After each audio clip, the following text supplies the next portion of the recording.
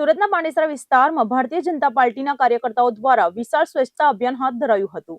વડાપ્રધાન નરેન્દ્ર મોદીની પ્રેરણાથી દેશભરમાં ચાલી રહેલી સ્વચ્છતા ઝુંબેશ અંતર્ગત દક્ષેશ્વર નગરથી નાગસેન સુધી સઘન સફાઈ કરીને લોકોને જાગૃત કરવામાં આવ્યા હતા। દેશના વડાપ્રધાન નરેન્દ્ર મોદી દ્વારા સમગ્ર દેશમાં 28 મે થી 5 જૂન સુધી વિશેષ સ્વચ્છતા અને પર્યાવરણ જાગૃતિ અભિયાન ચલાવવામાં આવી રહ્યું છે। વડાપ્રધાનના આ આહવાનને ઝીલી લઈને ડાયમંડ સિટી સુરતના પાંડેસરા વિસ્તારમાં ભારતીય જનતા પાર્ટીના કાર્યકર્તાઓ અને સ્થાનિક સંગઠન દ્વારા એક વિશાળ સ્વચ્છતા ઝુંબેશનું ભવ્ય આયોજન કરવામાં આવ્યું છે। આ કાર્યક્રમ અંતર્ગત ભાજપના પદાધિકારીઓ, મહિલા મોરચાના સભ્યો, સ્થાનિક અગ્રણીઓ અને મોટી સંખ્યામાં કાર્યકર્તાઓ વહેલી સવારથી હાથમાં સાવરણા અને કચરો એકઠા કરવાના સાધનો લઈને રસ્તા પર ઉતરી આવ્યા હતા। કાર્યકર્તાઓમાં સ્વચ્છતા પ્રત્યેનો અનોખો ઉત્સાહ અને ઉર્જા જોવા મળ્યો હતો। પાંડેસરાના અતિ વ્યસ્ત એવા દક્ષેશ્વરથી લઈને નાગસેન નગર સુધીના તમામ મુખ્ય માર્ગો, આંતરિક ગલીઓ તેમજ રહેણાંક સોસાયટીના વિસ્તારોને આ ઝુંબેશ હેઠળ આવરી લેવામાં આવ્યા હતા। કાર્યકર્તાઓએ એક જવાબદાર નાગરિકની જેમ રસ્તાઓ પર પડેલો પ્લાસ્ટિકનો કચરો, એઠવાડ અને ગંદકી દૂર કરી હતી। જાહેર સ્થળો પર એકઠા થયેલા કચરાના ઢગલાઓનો પાલિકા વાહનો દ્વારા યોગ્ય નિકાલ કરવામાં આવ્યો હતો।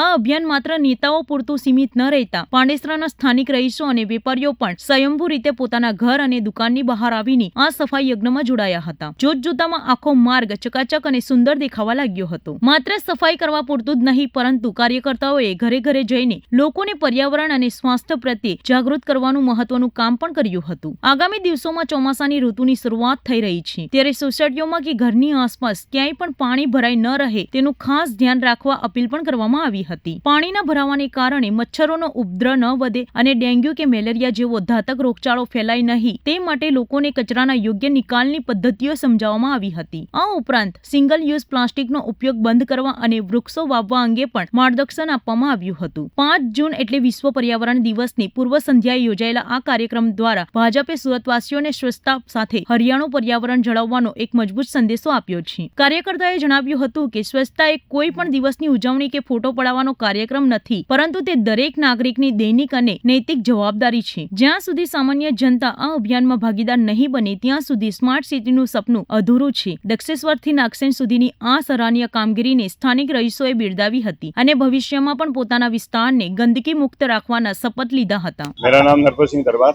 हमारे यशस्वी प्रधानमंत्री श्रीमान नरेंद्र भाई मोदी साहब के आह्वान के ऊपर हमें एक पखवाड़िया के अंदर स्वच्छता अभियान के तहत आज दक्षेश्वर नगर के अंदर हमारे शक्ति केंद्र incharge, corporator Shri, MLA Shri, सांसद श्री सभी ने मिलकर के अपने अपने विस्तारों के अंदर जो सफाई झुंबेश है वो चल रहा है आज, और इसके तहत हम दक्षेश्वर के अंदर से लगा करके नागसेन नगर तक सफाई का अभियान करेंगे पूरा। कितने लोग जुड़े हुए हैं, किस तरह का अभियान? हमारे शक्ति केंद्र के हिसाब से एक एक कार्यक्रम के अंदर 25 से 30 लोगों का जो लक्ष्य है वो पूरा करके हम ये कार्य कर रहे हैं।